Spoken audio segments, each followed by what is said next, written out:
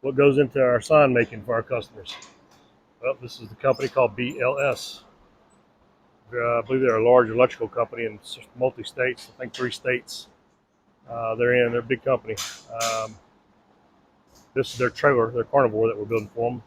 But I want to show you kind of what goes into building a custom sign, and that is, in this particular case, there's aluminum plate that's going to be sandwiched in there between the two outer plates that read the BLS company name. And we do that because look how it pops out already.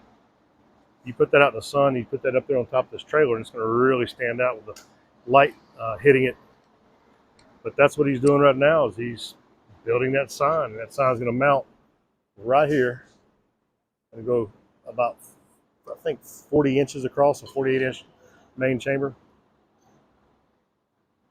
Pretty cool. We did all this, we did the CAD file in-house ourselves.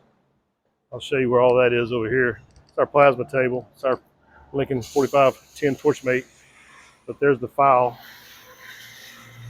that was designed by us.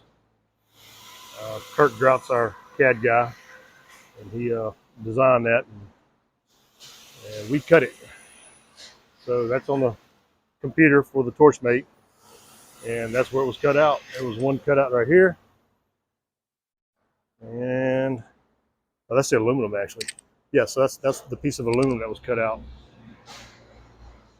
So when it's all said and done, it'll look a lot like this over here. I just saw this one sitting in the corner. You can kind of see that one. It's going to look like that, but much nicer because it's going to be sitting on top of a cooker out in the sun or the light at night. They're really shining and advertising that company's name going down the highway. Rich Robin, see ya.